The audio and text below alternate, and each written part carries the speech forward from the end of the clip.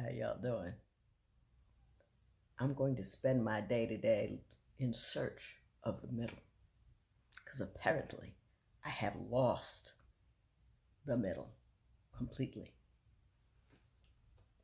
I was in a parking lot. This lady had this can of 24 things of sparkling water. She was carrying it. It was in a cardboard box. The box break, the cans go, and immediately I get committed to the proposition of catching the cans. So I parked my little cart, had my little face mask on. I run to where because it was on an incline or a decline, and I ran all the way to the can that was the furthest away, and I picked it up, and then I turned around, and it was intercepting cans as they came at me, and then I worked my way back to her, and I gave her her cans back, and she was very grateful. And I did that because typically when some nonsense like that happens, it's happening to me. I've had my clothes all over the baggage carousel at a number of airports throughout the United States of America. Because some people, and I'm not naming any names, doesn't always pay attention to details. I was so tired by the time I got through picking up them cans.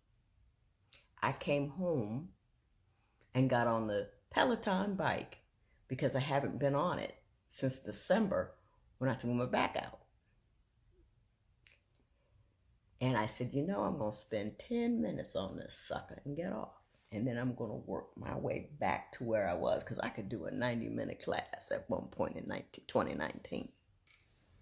45 minutes and 7 Isley Brothers songs later, I was taking it to the next phase, dripping sweat, exhausted, which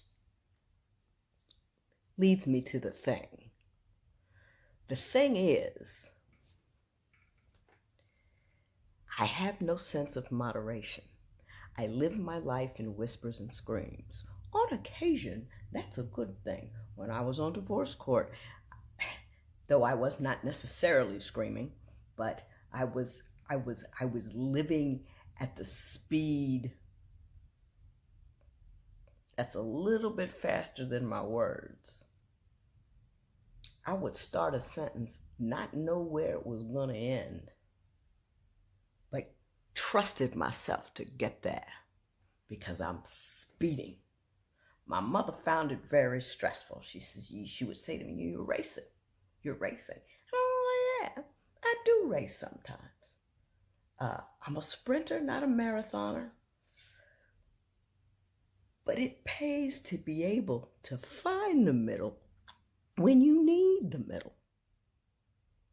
And it reminded me of something I was working out, and one of my instructors told me.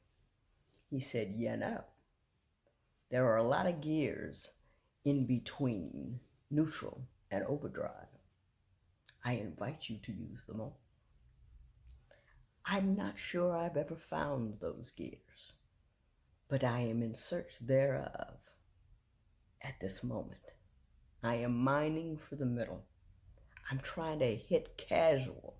I'm trying to careen in to the cavern of commonality. I want to be regular just for the day.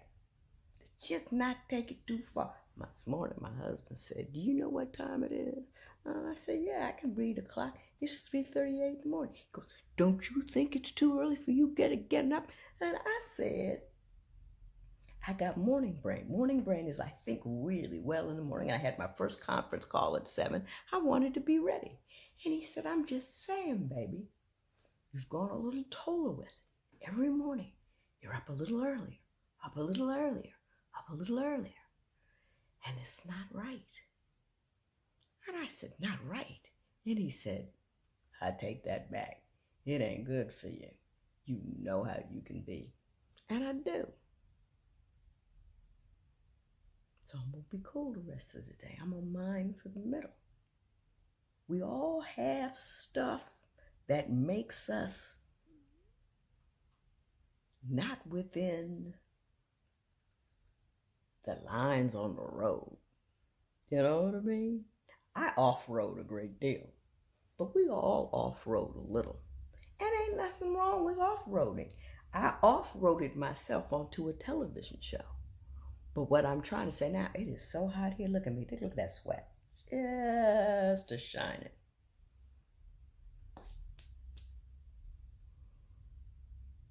But you gotta know where you're weird.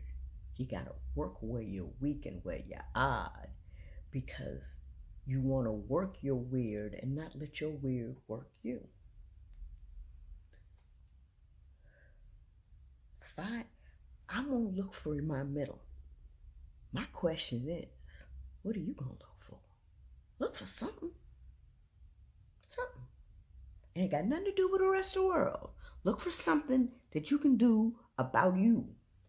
Not that you're wrong or you're bad, but just to be better. Just to be better.